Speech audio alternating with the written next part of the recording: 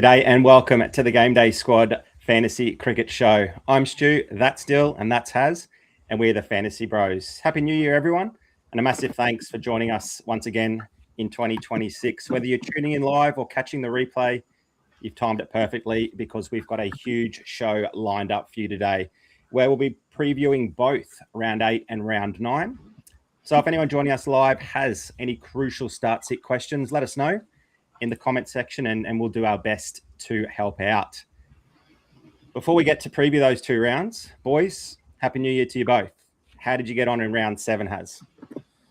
Happy New Year, Stu. Happy New Year, Jill, and everyone tuning in. Round 7 wasn't a good one, let's say that. Best finish was 45th in Challenger, which leaves me about 25th overall for the season. I'm not even going to touch on Contender and Classic. Let's just forget about those ones. What about you, Dill? Yeah, g'day, Haz, Stu, and everything in. Happy New Year to everyone. I hope you're hoping the hangover is well on its way to getting fixed, especially when you've got the boys live on the show. Welcome to Izzy as well. Happy New Year to Izzy. Good on you, mate. Thanks for joining us. Yeah, look, I'm with you, Haz. I just forget about the previous round and round 7 ranks were pretty horrible, really. My best finish was my pod team in Challenger, which got to 25th. Obviously, my focus was all about the Classic Cup or the GDS Cup, and unfortunately, my run has come to an end, boys. It is all over for the Fantasy Bros. Some poor decisions meant man got up by about 70 points at the end of it. Look, I just had a look at the stats. Cal just put them onto Discord, so if you haven't looked yet, make sure you jump on Discord and see them. I would have beaten 5 other coaches with my score. Obviously, there were 15 other coaches, I should say, including myself. But that's the way that the cookie crumbles in the cup. Unfortunately, my matchup meant that I didn't get the job done, so I'm out. But good luck to everyone else that remains. There's 8 remaining coaches, and this is where it becomes really tense now that every start-to-sit decision is super important for the next couple of rounds. So good luck to those 8 coaches. Stu, hopefully we didn't all have a horrible round. Are you able to get some positives out of round 7? No, absolutely no positives for me, mate. You've really dampened the mood as well with your loss in the Classic Cup too. Let's see if we can find some happiness and joy nice and soon. Unfortunately, yeah, Gunners, we've got that midday show because we've got an earlier game, obviously starting in not too long from now. So thanks for joining us, Gunners. Eliminated from the cup as well. Disappointing news for a lot of people around. Maxi, Happy New Year. Thanks for joining us in once again, buddy. Yeah, Dill, no good from my end either. Disappointing 39th was my best finish across all 3 comps. That was in Champion. So I now slipped to 7th in both the Challenger and Champion overall season-long leaderboard. Slipped down from about 5th there. So luckily the fall wasn't too big. But yeah, look, round 7, not great for all 3 of us. And sorry to hear you lost from the Classic Cup. But that just means we can now focus on those season-long ranks and see what we can do to get back into those higher up on the leaderboards for the rounds and back in prize card territory as well. So it sounds like the 3 Fantasy Bros are due a pretty big bounce back. Let's get that happening nice and quickly. Has a bit of a different show today than usual. Not only the earlier start time, but we're combining 8 and 9 together. What can viewers and listeners expect from today's combined show? Yeah, so as always, our live preview shows will look at all Big Bash fixtures.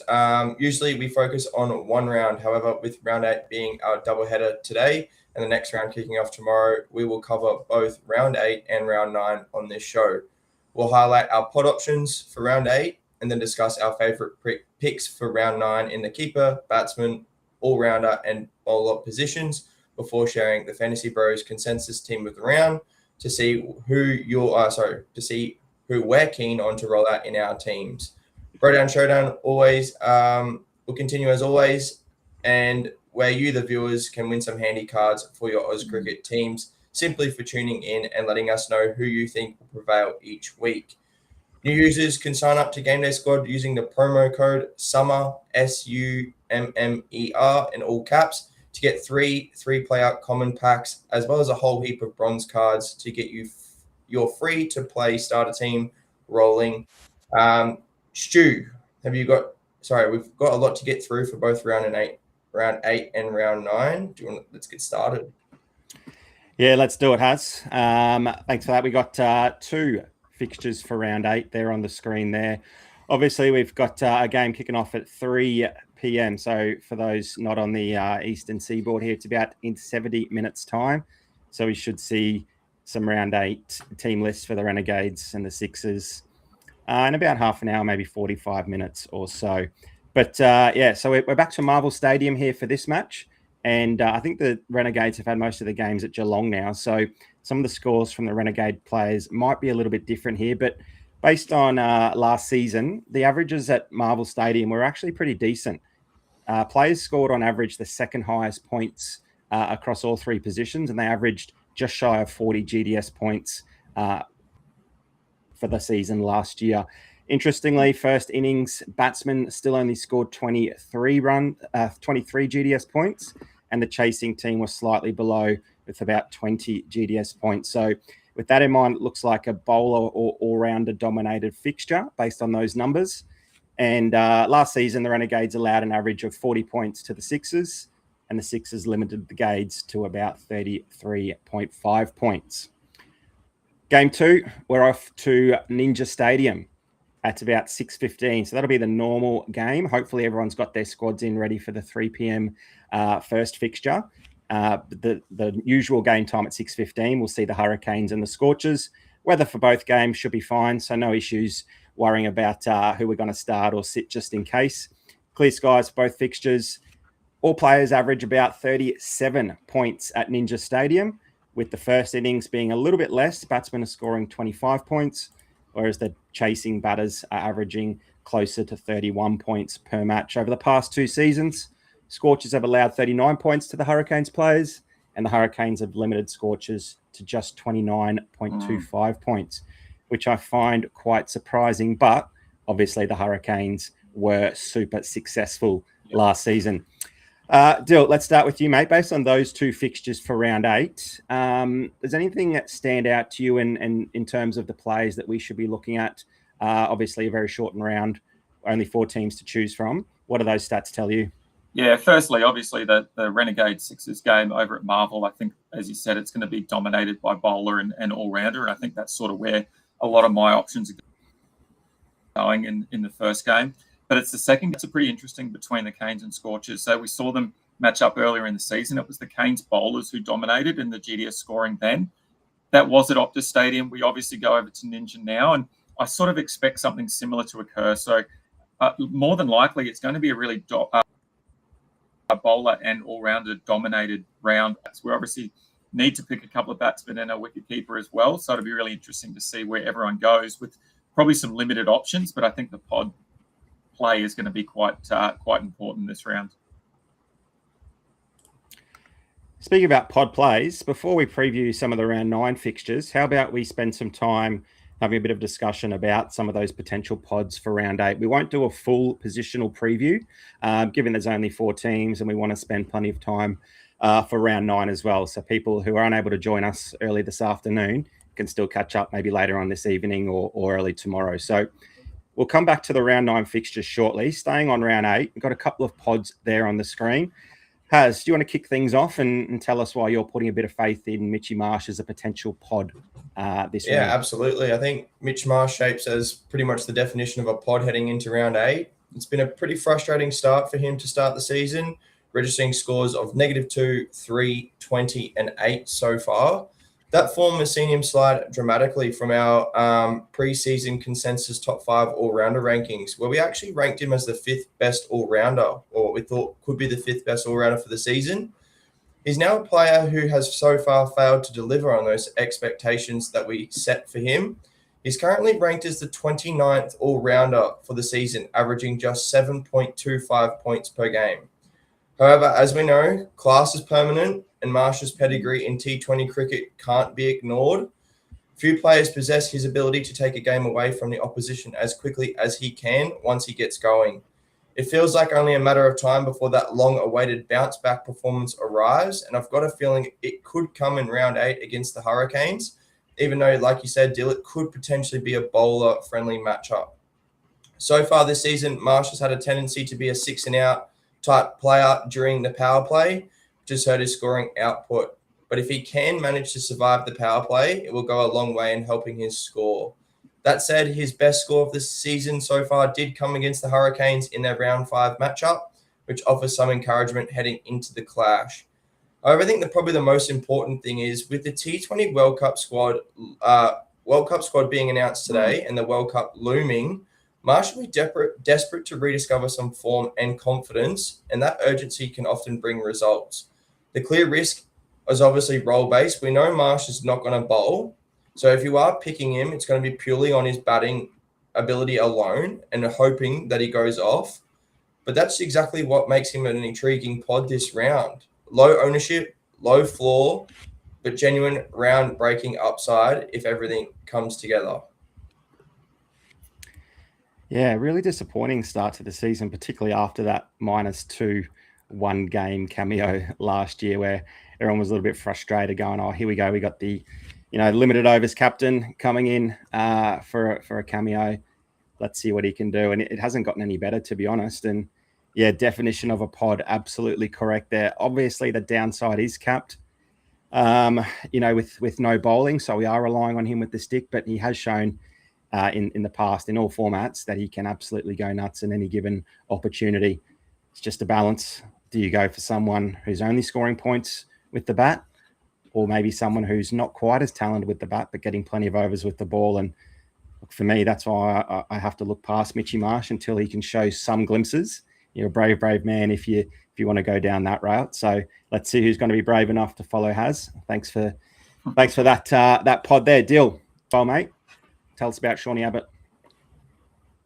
Yeah, so I guess on the flip side, we're talking about an all-rounder that just relies on his bat, and really Shaun Abbott probably an all-rounder that really relies mostly on his bowling, and to be honest, probably should deserve the bowling tag for good reason. But look, yeah, Shaun Abbott's my pod of the round, and he returned to the Big Bash after being released from the Ashes squad. He instantly made an impact, which I love. He bowled his 3 or almost 4 overs. He got through half of his 4th over, taking a wicket and adding the 10-dot balls. Plus, he had a catch, and then he had 3 runs, which, probably doesn't really matter too much. But he finished with 39 GDS points in his first outing, which is a decent score there from the bowlers, considering all bowlers this season have averaged 32 or just shy of 32 points across all players so far. Sabah now heads to Marvel Stadium, where I said we talked about at the start there, the GDS points on offer are plentiful. The reason I love Abbott in terms of a pod in my eyes is the GDS position he's listed in. He's a pod because he's the all-rounder rather than a bowler. And I think there's a lot of other decent all-rounder options available, including his teammates and Jackie Edwards and Ben Dwarshuis. That all-rounder tag rather than the bowler. Last season, Abbott only had 2 cracks at bat during his 5-game stint, and he finished with 12 runs. So we're not going to rely on him with the bat really at all. It's going to all come from his arm. And look, the stats at Marvel last season certainly support Abbott having a really good game. Whether you consider him as a bowler or even as an all-rounder, we can look at both sides of it and both stats, and they both support Sabah this game. Last season, all-rounders averaged 48.2 GDS points at Marvel, which was the third highest at any venue, whereas bowler stats averaged 47.6 GDS points, which was the highest of any venue. So we look at it either way. I think Sabah's going to have a big game. And it was really the quicks that dominated at Marvel last season. They averaged 42.5 GDS points, which again was the most for any bowling type at any venue. So it really goes against my rule of picking all-rounders that only have the one dimension. But I think that's why he's such a good pod. It's just so hard to ignore the talent that he has with the ball in hand. So look, let's not worry about the points with the bat. Maybe he takes a catch or 2 in the field, but let's just focus on the points with the ball, and hopefully he can dominate at Marvel.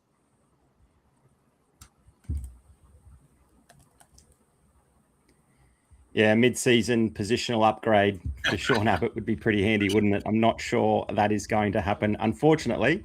So we're going to need to rely on plenty of points with him with the ball. Bella's joining us. G'day, Bella. Happy New Year to you as well. Cal's in the house.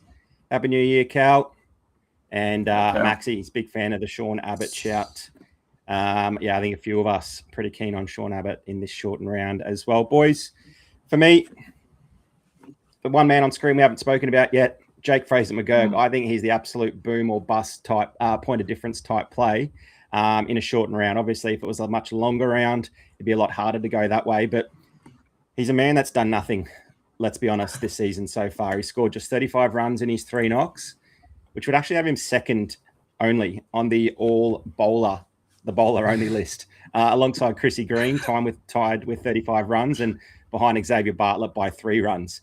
And they're obviously all getting plenty of wickets with the ball, and he's supposed to be dominating with the bat. So clearly that's a pretty gross start to the season and a big reason why JFM won't be played by many coaches at all. Last night, we saw a bit of a masterclass from Chrissy Lynn. Now, some of us Heat fans might have turned that off pretty quickly, given how poor they were with the bat and how good the strikers were to start their innings. But Chrissy Lynn returned home to Adelaide and blasted a 79 not out from 41 balls. You might be asking, why am I bringing this up? Well, in Chris Lynn's three prior starts as well, he'd actually scored less runs than JFM. He'd scored 31, 4 less than Jake Fraser McGurk. So, look, coaches knew that Chris Lynn was probably due a pretty big game, and those that were game enough to play him after those, an average of 10 with the bat, were nicely rewarded with a massive score, and probably a big reason why they would have featured higher up on the leaderboards and probably got through in some tight Classic Cup matchups. I know for me, I didn't have Chris Lynn at all in any of my sides, even though, he'd been probably in at least one team in the previous 3 rounds. Yeah. It was just that one extra week that I couldn't hang on to him, and that was the one week that really hurt me. Obviously, Chris Lynn's been doing this for a long, long time. Jake Fraser McGurk started his career with a bit of a bang, went to the IPL and had some success over there and gone pretty much downhill since. So I'm not saying that they're the exact same player and Jake Fraser McGurk is likely to get a bounce back anytime soon, but his return to Marvel, I think, is definitely going to suit him. He's the 5th highest run scorer in Big Bash cricket at that venue. He averages a modest 27, but he strikes at 140. And he hits a boundary on every 5.75 balls faced, which is pretty handy. He's had 17 innings at the ground. He's had 3 50s to his name. He's passed 30 on 3 other occasions. And he's also, we might remember that massive 95 from 46 balls against the Heat in mid-January last year. Is the confidence meter high for this pick? Absolutely not. But if you're looking for a bit of a boom or bust pod, with the potential to skyrocket up the ranks like Chrissy Lynn did for a lot of coaches last night, then he could well be the man to do that for you this round. Yeah, I went back and had a look at my score just while you were talking about that Chris Lynn knock there. And if I'd played Chris Lynn over Ben McDermott, I would have easily won my cup matchup in Classic. And I'm exactly the same as you. He was in at least 1 or 2 of my teams every other round previously. That just makes the difference. Look, yeah, like you said, you touch on Jake Fraser McGurk, his game 38 last year against the Heat at the end of the season. And it just shows the talent that Jake Fraser McGurk is. And I know that during and after that game, he really credited the mentorship from David Warner. And I guess they're a similar type of player. We've seen David Warner have some really down games as well. And we know that just the next one is around the corner for him. So, look, I think it's a great pod. Like you said, he's back at Marvel. He hit those 95 runs at Marvel, so why not take a punt on him now? And he's going to be in one of my pod teams in terms of probably the challenger side, and definitely hoping for a big game from Rooster. There you go. Looking forward to that. Right, everyone, that'll be it for the round 8 preview. Short and sharp there for round 8. Obviously kicking off in about 55 minutes time. When the team lists do come out, we'll come back to the first match and have a quick chat about any interesting things that might have occurred as a result of team lists. But we're going to move on to the round 9 fixtures now. We've got 4 fixtures in round 9 and they begin tomorrow. Haz, might get you to run through the first 2 matches, mate, and tell us some of the stats that matter for Friday and Saturday's game. Yeah, of course, not a problem. So game 1 for the round is going to be Heat versus Stars. So once again, this round, or should I say this round, is a Stars double. So Stars players will get the opportunity to have 2 cracks at a score, but you will get the best score. So it's not a combined total. They will get the best score from their 2 matches. So their first match will be against the Heat at the Gabba at 6:15 Australian Eastern Standard Time tomorrow night. I think, hopefully, the Fantasy Bros will be heading along with GameDay squad to watch that game live. So hopefully that's going to be an absolute cracker. Regarding some stats, some key venue stats there. So all player averages about 40.9, which is the second highest average this season for all player averages. The first innings batting average is roughly about 26.5, and the chasing batting average is 27.3. So there's not much difference between what side bats first or second. It's pretty similar there. Last season, the Stars allowed an average of 33 GDS points to the Heat, whereas the Heat limited the Stars to an average of 29.8. And then moving into Game 2, we can also see that we've got the Thunder versus the Hurricanes, and that's going to be at 6:15 at NG. We've got clear skies predicted for that game, so no rain around in Sydney, thankfully. All player averages this season is actually the most. It's 42 points per game. Well, the first innings batting average is 38.2. But this is where I think the biggest difference in comparison. The chasing batting average is only 20.6. So we've got an 18-point difference for batting averages from the first to the second innings. So across the last two seasons, the Thunder have allowed an average of 34 points to Canes players, whereas the Canes have limited Thunder to an average of 31.5 since the start of last season. Thanks for that, Haz. Dill, you want to run us through the two Sunday games, and then we'll have a bit of a chat about some of the stats that jump out there? Definitely. The third game of the round is that Stars second game. So they're up against the Renegades. That is on Sunday. Looks to be some clear skies in MCG. Obviously, weather can change over the next few days. Well, over at the MCG, all player averages are 32.7. There's not a huge amount of difference between who bats first and second. 20.6 batting first, 19.2 batting second. So very similar there. The key difference for me is the Gades allowed an average of 43.8 to start players last season, whereas that's to an average of 35. So look, the Stars are on a big run at the moment, so I expect something similar to happen there as well. And then the final game of the round is the Scorchers up against the Strikers. That is the second game on Sunday. A little bit of a later start. It's 8:15 p.m. Australian Eastern Standard Time because that game is at Optus Stadium. So that time, a big difference to your final selections. All player average at Optus at the moment is 32.2. Again, not too much difference in the batting averages. 21.7 if you're batting first, and then 18.3 for the chasing team. But again, it comes down to the difference in the teams and what they allowed last season, at an average of 43.9 to Scorchers, whereas the Scorchers were able to limit Strikers players to only 27.4. Obviously, we saw a lot from the Strikers, and very disappointing from the Strikers last season, whereas they're sort of bouncing back a little bit. So it'll be interesting to see how those stats flip around.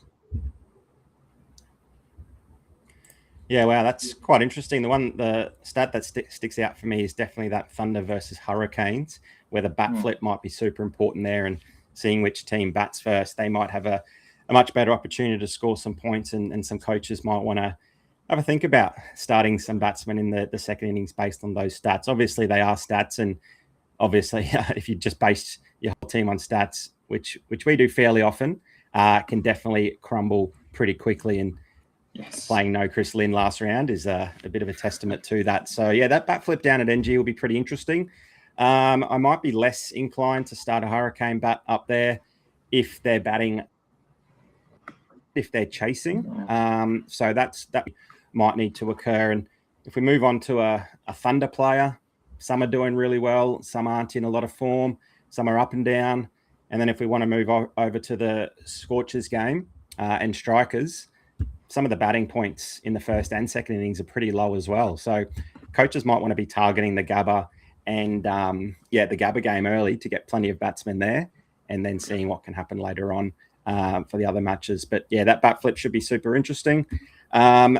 Anything stand out for you, Haz, or we want to move on to some bat and wicket keeper previews? Yeah, I think just quickly, I think you touched on the averages for the game for the Scorchers versus Strikers being pretty low, and obviously people trying to target the Gabba. The MCG is pretty low as well. Like if we got a first innings batting average of 20 and a second innings of 19, I think, like you said, I'd probably be targeting that Gabba game. We know the wicket's good. I know there's plenty of runs on that wicket at the moment.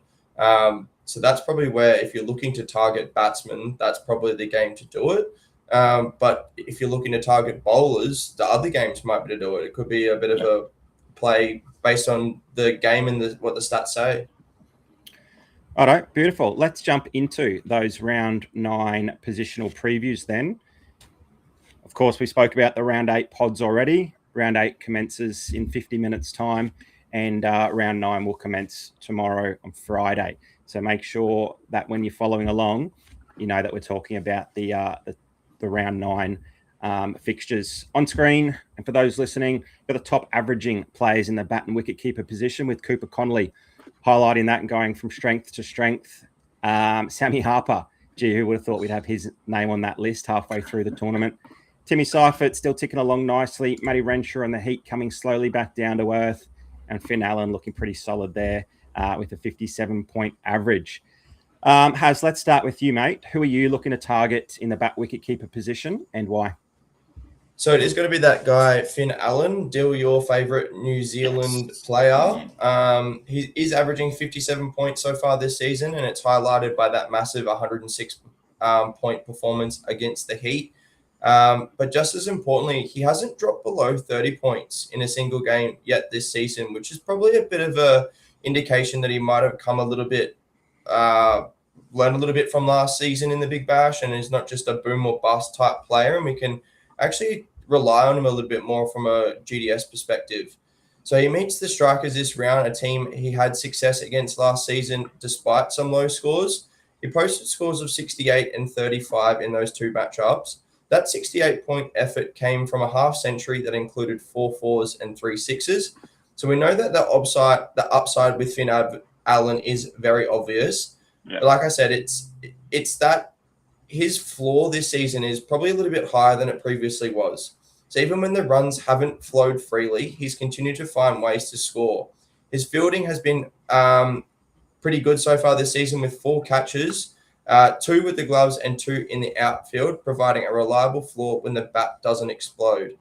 That floor becomes even stronger with the expectation that Inglis will probably remain with the Australian squad once the New Year's test begins, meaning Allen should continue keeping, or should get the gloves back, I should say. Yeah. And that's particularly important at Optus Stadium, where Allen last year really thrived behind the stumps. He took 5 catches and effected a run out across just the 5 games at Optus Stadium, underlining the added value he brings in those conditions.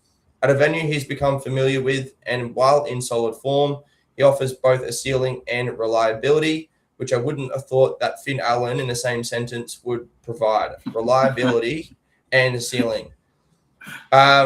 It's his level of power that he produces week to week. That's something that I want to target in my sides. And in a round that will probably be dominated by coaches playing stars players due to that double that we talked about, Allen could be a bit of a pod if you're thinking that you may have too many stars players in your side in round 9. Yeah, I do like that shout. He's definitely someone that I will not leave out this round. And like you said, yeah, showing a bit more maturity, definitely learned a bit from last season. Change that technique around slightly, backing his ability. I think we're going to see him go large this round for sure. Who are you targeting from the bat wicketkeeper deal? Yeah, just before I talk about that, the hard thing for me for Finn Allen is also having Cooper Connolly in that bat position as well. And it's going to be difficult to play both of them, especially when we've got that round, as you say, Has, with the stars on the double. So it's going to be quite an interesting way to construct your squad and having to make some of those decisions. But talking about the stars double, I know a lot of coaches are going to load up on stars. And look, there's a really good reason why. Joe Clark and Campbell Callaway, in terms of the bat, decent options. Tommy Rogers, a bit unfortunate, a bit unlucky with that injury as well. And then he slid down the order last game and didn't actually get a bat. But look, with so many bat options this round and the position being so volatile, it's such a boom or bust option. Unless you've got some upside in terms of Cooper Connolly or gloves, an out-and-out batsman is either going to score well or not score at all, which we've seen plenty of times. So for that reason, I'm pretty happy to take a punt on someone like Joe Clark, even though he is coming off that 60-run performance against the Thunder, and too often we've seen a batsman go well and in the following game fail. I just think there's a little bit more consistency there from Joe Clark, and having that 2 bites of the cherry, I think, just adds to that as well. It may mean that I run the Clark-Harper combination, which I'm a bit nervous about. I think a lot of teams are going to do that as well. But look, the stats support the Clark decision. So at the very least, I'm definitely going to have Joe Clark in most of my teams. The Stars play both the Heat and the Renegades.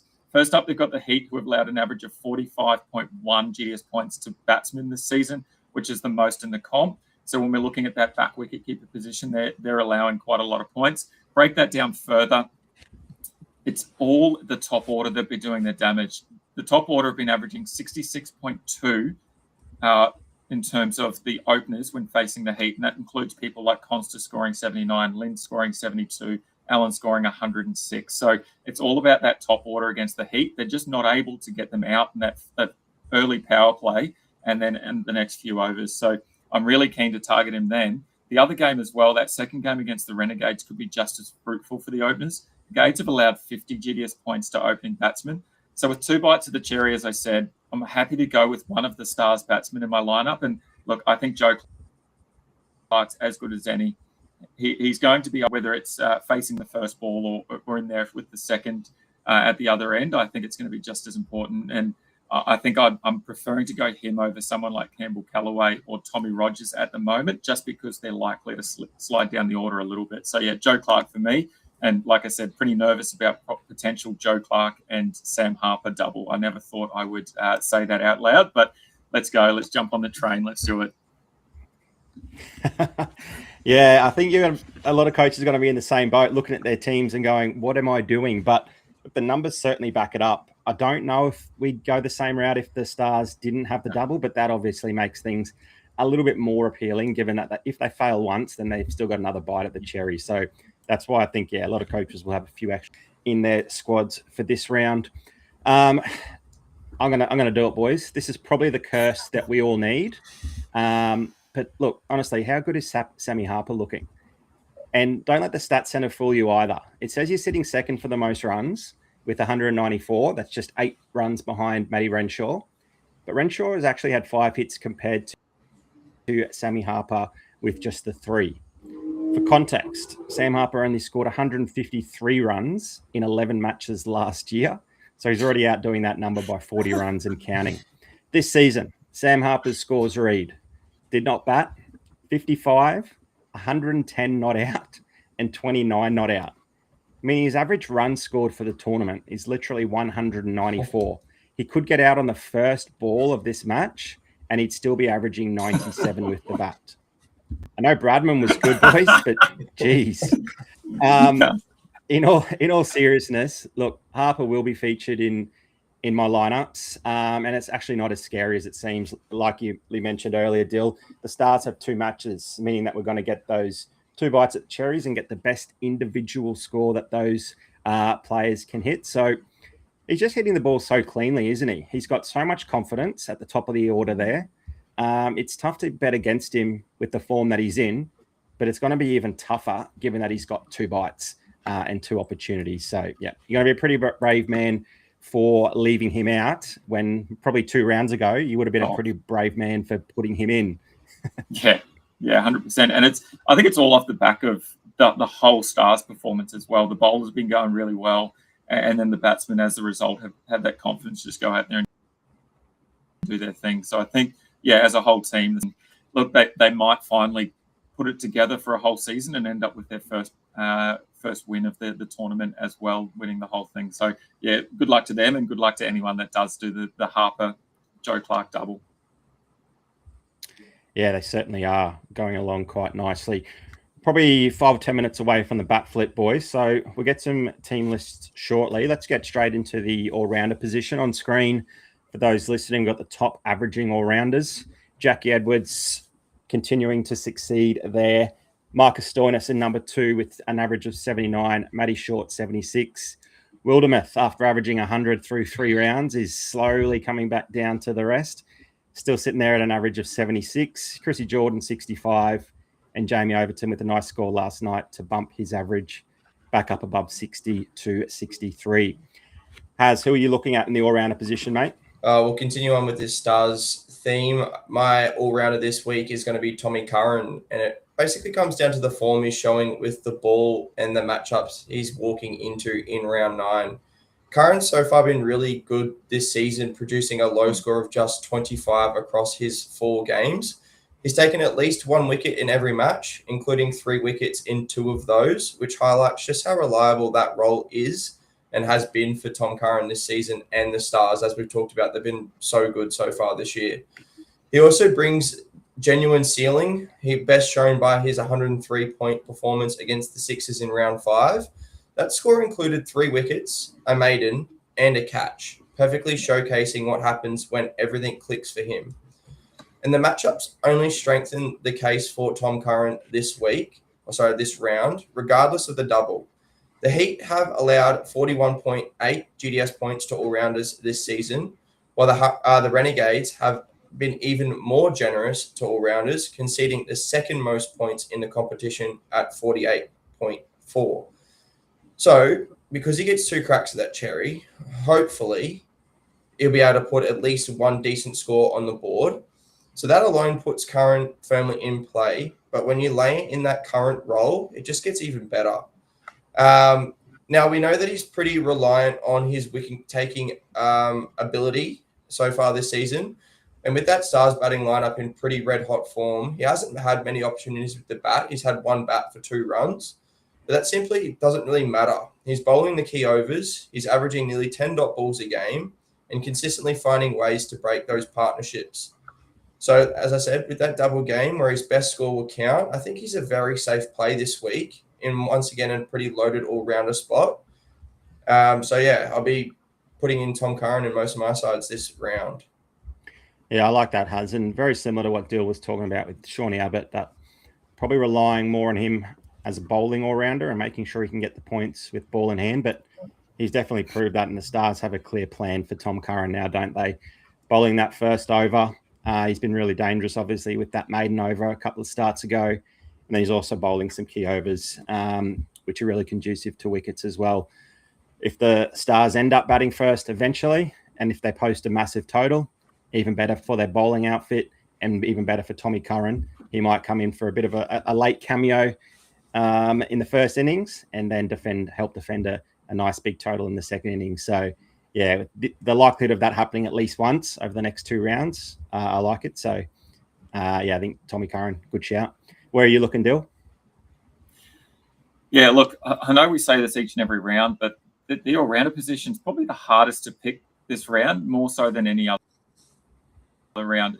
Look, pretty much every team is playing, so there's some unreal options there. The strikers have got the double in terms of all-rounder options in Matt Short and Overton. The Stars have a triple all-rounder option in terms of Stoinis, Maxwell, and that man Curran. The Canes have got Owen and Jordan. Scorchers have got Marsh, Hardy, Turner. There's just so many options, and there's going to be teams. I almost feel like playing the triple Stars players are going to be pretty popular as well, with them playing the double. Yeah. So look, I'm going to go somewhere else, and I'm going to potentially look at a few other players. But for me, it's all about the story. And the Scorchers have allowed an average of 55.1 GDS points to all-rounders this season. So that's the most in the competition. And if we look at that and we filter by batting position, it's the number 6s that have done the damage against them. So that's Edwards and Sams. And we know that they're those that can swing the bat when they need to. So for that reason, I'm looking at the strikers version of that in Jamie Overton, who is coming off that 3-wicket haul against the Heat last night. And obviously that wasn't great to see for any Heat fan, but great for everyone that did play and keep their faith in Jamie Overton. We haven't seen a huge amount of runs scored from Overton, but we know that he can have a big innings, and we've seen that in the past. And it can't be too far away. He just probably hasn't had the true opportunity. And as you talked about last show, Stu, he's been a bit unlucky with the bat as well, getting out with a couple of cheap balls. However, he has shown his true 3-dimensional all-rounder ability, which is some love each and every round, is looking at those players that can offer as many points as possible in as many different ways as possible. He's averaging 37 with ball in hand. He's averaging 15.5 with the bat, and then he's averaging 10 in the field.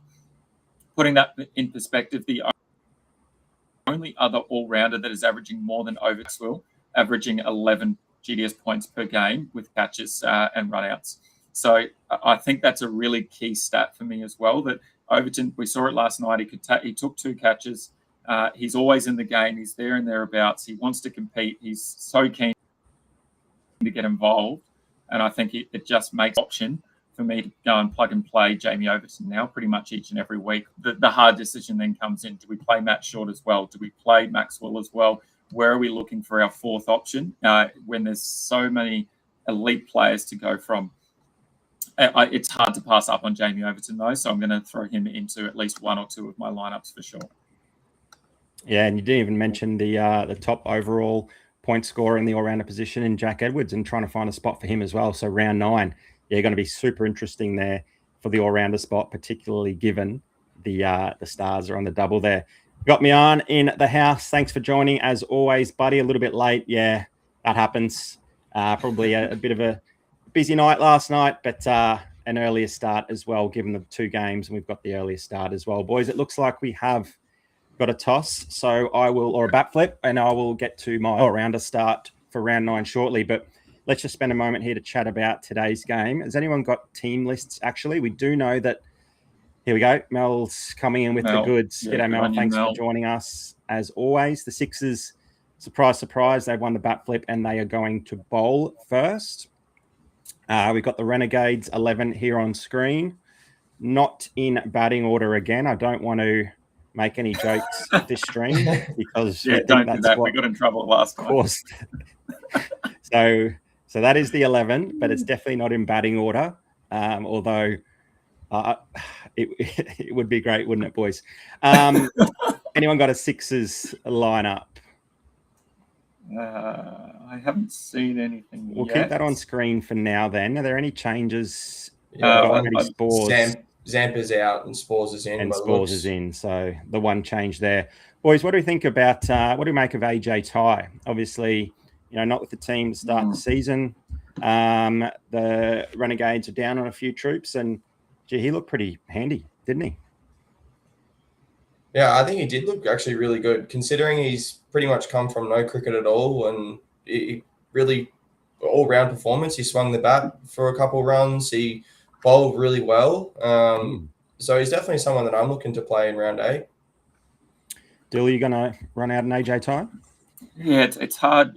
I think I will in one of my competitions, in one of my squads. I still like Berendorf. Obviously he didn't get a wicket last game after we pumped up his tyres, but I still like him. It's just maybe that AJ Ty is stealing a bit of his thunder a little bit as well, and that might be playing into it. But yeah, I think I'm still going to play Berendorf in a couple, and then maybe AJ Ty in the other. Look, just quickly, the batting lineup.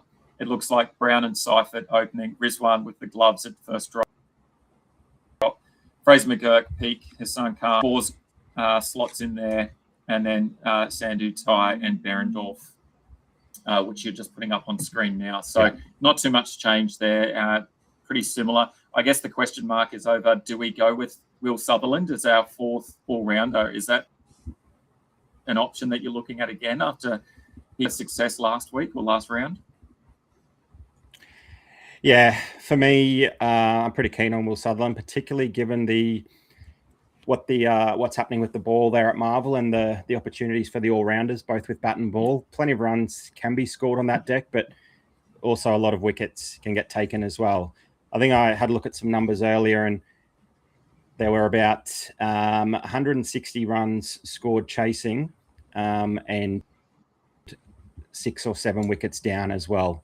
And that was a winning score, a winning chase.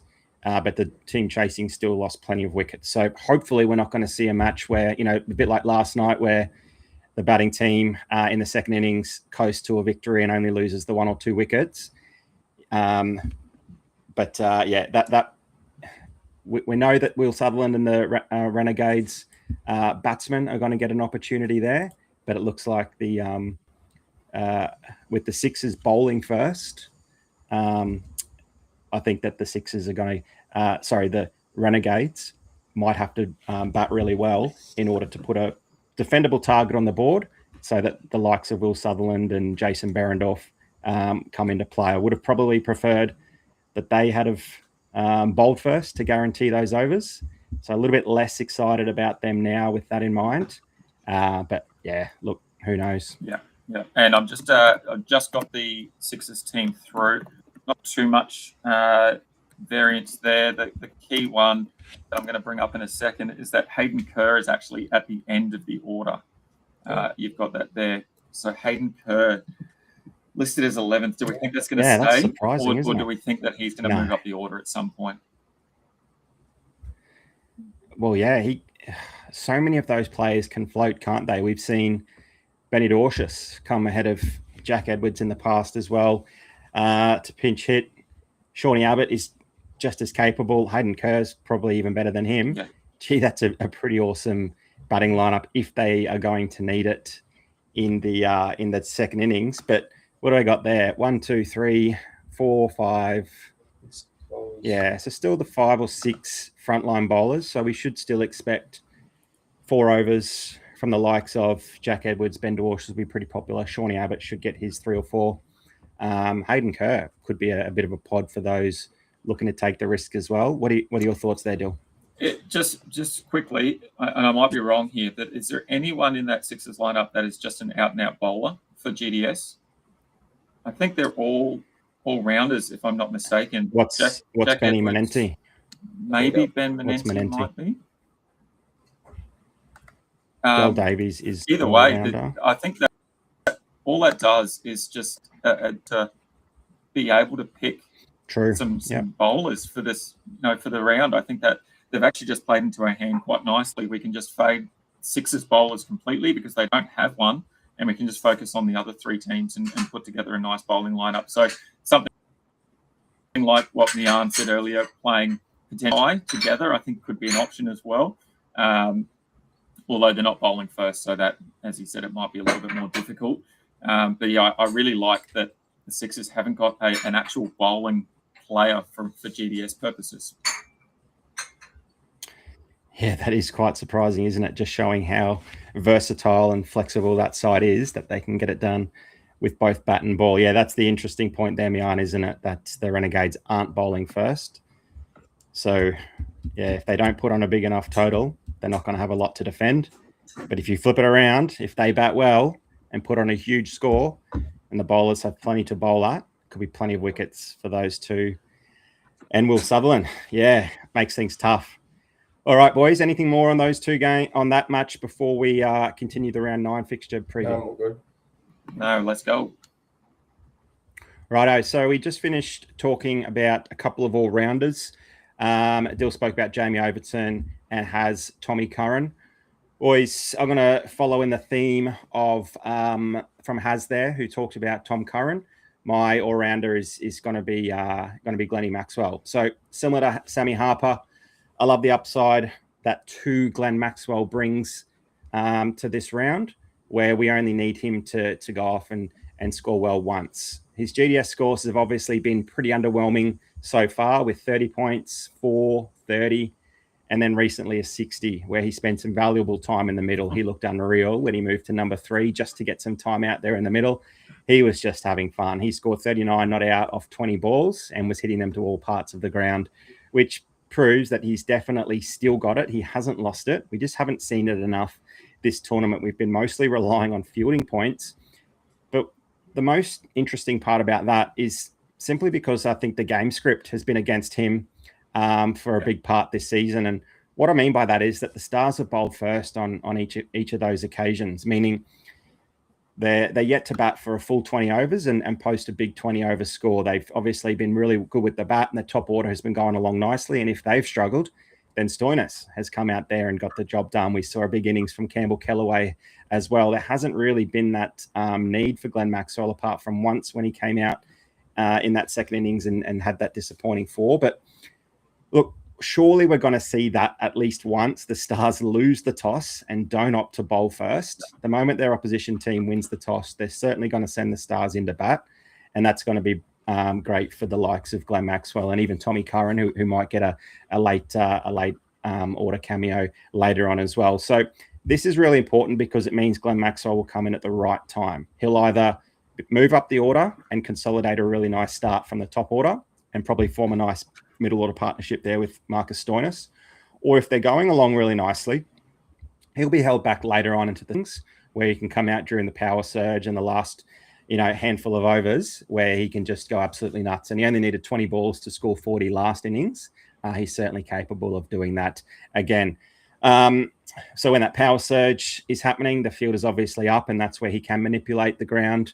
And then once the fielders go back out, he's so good at finding the gaps or even just hitting the ball over everyone where the men on the boundary don't even don't even play a factor. So yeah, look, I'm betting against the Stars winning both tosses. Surely they're going to lose at least one and be sent in.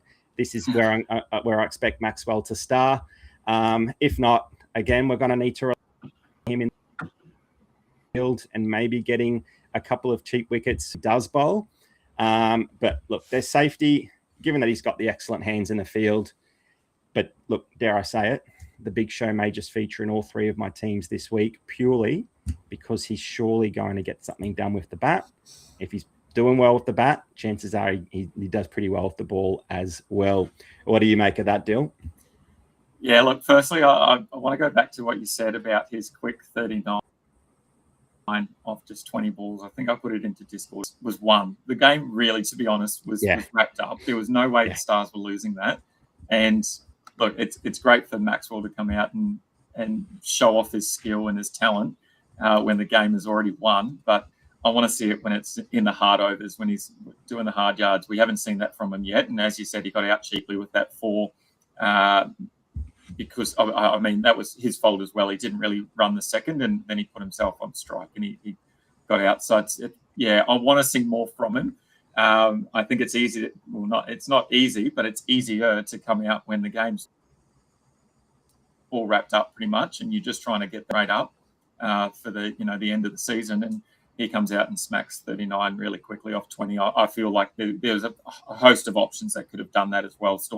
We've seen Stoinis do that plenty of times. So yeah, I want to see it in the hard overs. But look, to your point, Maxwell's a great option, especially as has said. The Gades allow the second most GDS points to all-rounders this season, almost up to 50. So it's hard to pass on pretty much any all-rounder from the Stars that has 2 bites, that has a decent role. Stoinis, Curran and Maxwell, I think, are all really good options. And I just don't know if I could get all 3 across all 3 of my squads as well. I think I'm going to have to diversify across. They all do well, so it means that all my squads do well. Yeah, fingers crossed. Right, boys. We'll move on to the bowler position for round 9.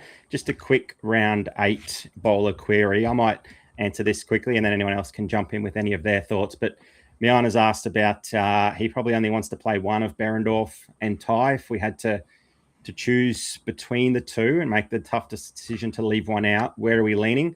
For me, it's Jason Behrendorff that's going to get the nod, and the stats don't tell too much of a story if we're only comparing them in this season. We just need to look back to last year where they both played more than 10 matches, and Jason Behrendorff was by far the better bowler. Obviously, a little bit younger in his career, and Ty was moving on. But we only saw AJ Ty average 33 GDS points. He played just the 6 matches. He didn't have much of a go off the bat at all.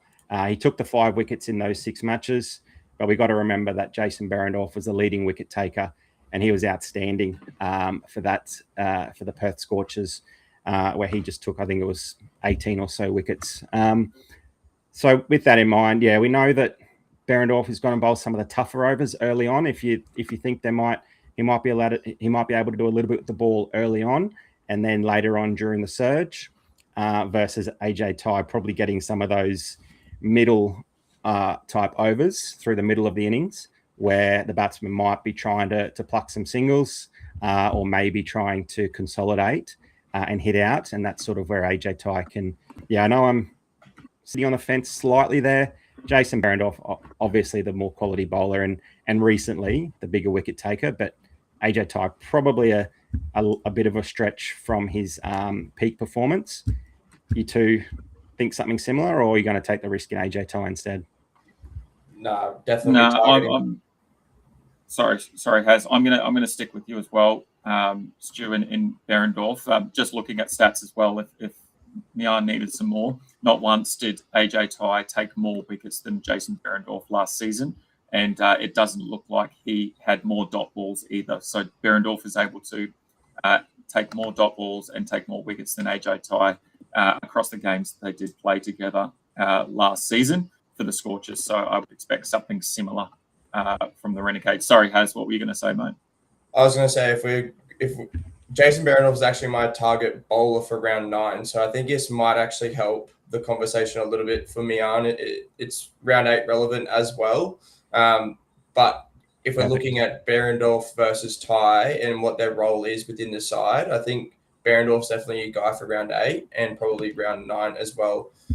So I will be targeting Jason Behrendorff for round 9 against the Melbourne Stars. He isn't on screen. He's not amongst the top 5 averaging bowlers. And to be honest, he did let me down big time last week. Like you said, Dill, I sat here and I spooked him up after his 12 games in a row with a wicket. And then he went wicketless for the first time. I did also say that he had probably the safest floor of any bowler in the competition. Well, that floor certainly fell out from underneath all of us. Barron delivered his worst game in 2 years, scoring just 10 points, and that all came from dot balls. He only bowled the 3 overs, and with the Hurricanes chasing that target down before the 20th over, he missed that opportunity to bowl the final over of the innings. Now, I admit the matchup probably isn't ideal, and once again, we're talking about round 9 against the Stars. The Stars have allowed the fewest points to bowlers this season, just 19.6 points per game, and only 10 points per game to fast bowlers. But Behrendorff did have success against them last season. He scored 58 points, all thanks to a wicket, a maiden, a catch, and 15 dot balls. So we can see that even though he doesn't get a high wicket tally, he can still manage to rack up the points and put together a very respectable score for himself. So role-wise, I don't think anything's really changed. He's still getting the 2 overs in the power play. He's 1 through the middle of the innings and 1 at the death. Ty and Sandhu were trusted with those power surge overs last game against the Hurricanes, and they were taken for 26 runs. Yes, they did get 2 wickets, but they did get taken for 26 runs. So there's every chance the Gades go back to Behrendorff potentially in that role in the power surge. So for me, like once again, talking about round 9, it might be a pride play. The matchup doesn't suggest that Behrendorff might be the option, but I'm going to back the class and the role. I expect Behrendorff to bounce back and get amongst the wickets against the table-topping Stars. That we're probably due for a quieter night. When we sat here talking about the Stars and how good they've been all season long, they are probably due for that really underwhelming performance. And I think Jason Behrendorff could be a bowler that really tests some of the batsmen, especially at those big square boundaries at the MCG where he tries to make the batsman play to the square of the wicket. So I'm going to look to play him in at least one of my sides. But due to that Stars double where we've got Siddle and Ralph, and I'm sure we'll probably talk about those guys in a minute, I'll look to throw him in where possible. But if the Gates can win the toss and bowl first, and I know, Mian, you said this just before about tonight, it only becomes more appealing because he'll be guaranteed those 4 overs. Yeah, definitely. And back to Mian's question as well, I think, all of those stats just lead to both playing Behrendorff in round 8 and round 9. So, yeah I think load up on both. Yeah, good on you, Haz.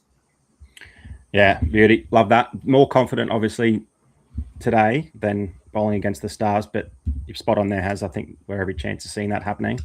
A big maxi showdown with Jason Behrendorff could be pretty entertaining.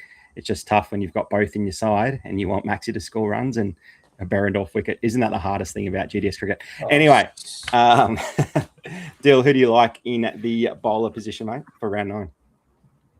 Yeah, look, on screen, for those the playback, we can see that we've got some top averaging bowlers. We've got Luke Wood on 59, Harris Ralph on 55, Siddle just behind him on 54, and then Bartlett and Hassan Ali both on 50. Look, I'm going to target Harris Ralph again this week, and it's another Stars players. And look, the way I'm going Stars, which we know that's not a great option. We know that it's concerning because we saw so many times last season that the double gamers just weren't as successful sometimes. And we put so much stock and faith into double gamers, and we're really burnt, and a lot of coaches were burnt because of that. So yeah, it's just something to be mindful of, that remember, it's just their best score from the 2 games. It's not a combined total. It's just their best score from the 2 games that they play. But it's still hard to pass up on Harris Ralph with the double. Look, Stu, you predicted it back in round 6, a big Harris Ralph performance and a low Siddle performance, and that came to fruition and down nature of the 2 fast bowlers. And look, if we continue along that format, we should see a big game from Siddle against the Heat in their first game in round 9. And then we're going to follow that up with a massive game from Harris Ralph, a following game against the Gades. And that's really where I'm targeting Harris Ralph. I don't mind if he has that down game first, but it's that big bounce back game that I want against the Gades. This season, the Gades have allowed an average of 29.7 bowling only points. So it's not a whole GDS points, just from bowling, 29.7 to opposition, which is the most in the competition. And if we filter just by bowling type, it's the quicks that do the most damage, averaging 40 bowling points per fast bowler against the Gades, which again is the most in the competition. If we need more stats, if you want some more stats to convince you, I definitely have them, and I've got you covered. Harris Ralph is currently averaging 54.75 GDS points, which has come all from his bowling stats. He doesn't have any other stat to back it up. It's just compare those bowling stats to the rest of the bowlers, and he has the highest average of any bowler across the competition, just purely based on off his ball. I think Luke Wood is the only one that's ahead of him. He's had a couple of cracks at bat for a couple of points there. But if we compare it, he's ahead of the likes of Siddle, his teammate, on 51.5, and then Luke Wood on 50. So he's definitely ahead in terms of bowling. And I think if you filtered by averages on GDS, you'll see that Bartlett's just below him as well. And Bartlett's had 38 odd runs added to his GDS total. It hasn't had any runs or fielding stats. So I'm just loading up on him to have a big game against the Gades and do a lot of damage with the ball. Yeah, right. I think that's definitely likely to happen. Hopefully the Stats Lab can let us know some ownership percentages. Be really interesting to see not just how many teams are rolling out Harris Ralph, but all Melbourne Stars players. Actually, that'll be interesting, even if it's after the round begins and we can't obviously change our Melbourne Stars players. I'd love to see GDS community thinking about in terms of player ownership, particularly for those, the Melbourne Stars double game. Boys, I'd love to talk about another Stars player, given their double match and one being against that extremely vulnerable Heat, like you mentioned, but I'll go elsewhere. And that'll be in the Thunder versus Hurricanes match on Saturday.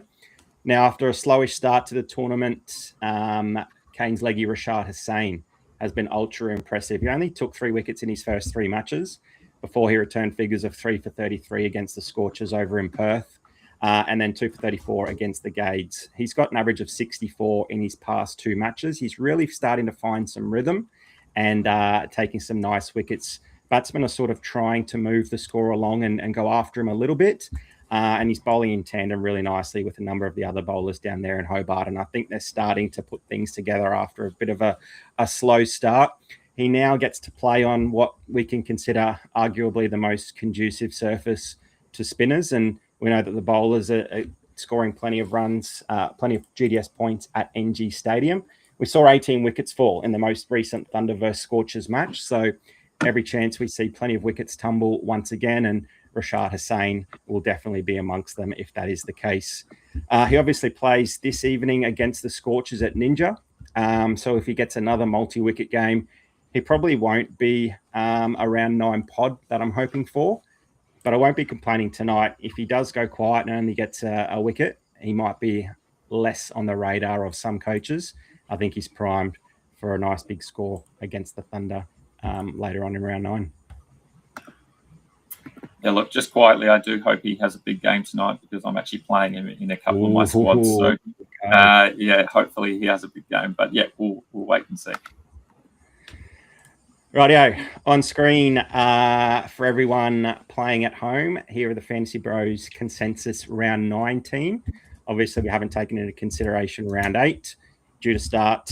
Is that a 3 o'clock start or a 3:15? think it's a 3 o'clock start, so in about 10 minutes time. So we can wrap this up. Let's race through this so we can make any last minute changes if we need to. So round 9 consensus team, we got Sammy Harper, Cooper Conley, Finn Allen, Matty Renshaw. Pretty strong all-rounders in Stoinis, Matt Short, Jamie Overton, and Glenn Maxwell. The bowling trio of Harris Ralph, Nathan Ellis, and Pete Siddle. So plenty of double gamers in our consensus 11. And we think Rashad Hussain and Aaron Hardy could be pretty handy pods on the single game week, but definitely in some pretty decent spots to go big. Brodown Showdown. Disappointing once again for the bowler position. I don't think we've had a bowler win at all. It's always been a batsman or an all-rounder. Maybe next year we might do maybe the bowler position gets double points or something that might make things more interesting. It still wouldn't have won this round. Haz and Cooper Conley still would have won with 79 points. Matty Short, just the 44 points, and Riley Meredith on 35. So, Haz, a couple of packs coming your way, mate. And Dill, you're going to spin a wheel and see who is in line for a couple of cards as well. Yeah, definitely. I think this round was the most votes for our Brodown Showdown.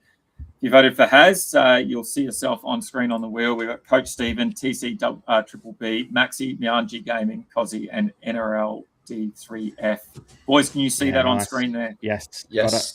Beauty. Let's spin that wheel. Good luck, everyone. I think this is the first week Timo didn't get around a winner as well. Oh, Timo. And Maxi. Alrighty, it is Maxi. Well done, Maxi. Maxi, love your Very work. Good. Alrighty, I will jump over to my screen. And what are you going to do? First pack goes to Maxi. Haz, happy with that? Yeah, first pack to Maxi. Righto, here's our rare pack. First 3 cards to Maxi, next 3 to Haz. We got. If so, let us know. Give us a yell. Got a gold, 2 Des wins. Wow. You went for a coup, Big. and now you're going to get Wow. Pay the face. Maxi.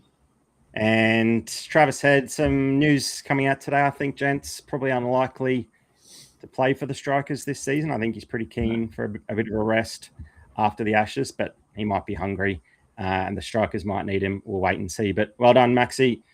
Gold Cooper Conley. You're definitely going to enjoy that one. And Haz for winning. Let's see what you can get, mate. Let's hope for something good. Got a platinum Vidler. Another gold Cooper Conley. How good. And do you want to use a Hayden Kerr tonight as a bit of a pod in your all-rounder spot? No Hayden Kerr tonight. No Hayden Kerr. Alrighty. Let's throw this back on to the current score sheet and who we're looking at for round 9. So neck and neck, boys. 2-2 after the first 6 showdowns. Yep. How many of those winners were Cooper Conley? Yeah, we'll go back through the stats, actually. That'll be pretty interesting. We'll see how many times he has won. We might have to do a ban at some point that you can't go for Cooper Conley anymore. But the ban's not in place yet, boys. So he's definitely my option for round 9 in the batsman position. Haz, you've got the all-rounder in Marcus Stoinis. Dill, Harris Ralph, he's on the double. If he gets one big bag, this is definitely an opportunity for a bowler to win Brodown Showdown. So just to remember, everyone currently in the comments right now, let us know if you think Haz, Stu, or Dill is going to win by commenting their names. Just again, Haz has gone for Stoinis, Stu with Connolly, and Dill with Harris Ralph. That's obviously for round 9. We're not doing a Brodown Showdown for round 8. So you got a bit of time to get those guesses in. Either get them in now or jump over to the Fantasy Bros YouTube channel and comment on that most recent video. I think this one could be pretty tight there, boys. Both of you with a double game there. All right, well, we've got about 5 minutes to spare until that first ball will be bowled in the Renegades and Sixers match. Hopefully not too many desperate changes we need to make, gents. So I hope you found the time to make some midstream. I know that I often do that when you guys are doing a lot of the talking. Thanks, everyone, for joining in once again for our round 8 and round 9 combined preview. Just a reminder, there won't be a round 9 preview tomorrow before that heat match. So we got that out of the way today, and you might see some of the Fantasy Bros and some of the Game Day Squad boys on TV at the Gabba tomorrow. Fingers crossed. Thanks for joining us, everyone. Good luck for round 8 and for round 9. We'll come back in round 10 on Monday, Jan the 5th at 5:05 for the normal 6:15 first ball. Good luck for the next 2 rounds. Good luck for those still in the comp. Dill, Haz, thanks as always, boys. Any final thoughts before we sign off? Yeah, just quickly, I just want to give a quick shout out to a first-time viewer, Chelsea. I hope that you made it through all the way to the end of the pod. Thanks for listening. Thanks for watching. Thanks, everyone. Good luck. Catch you next time. Bye-bye. See you, everyone. Happy New Year. See ya.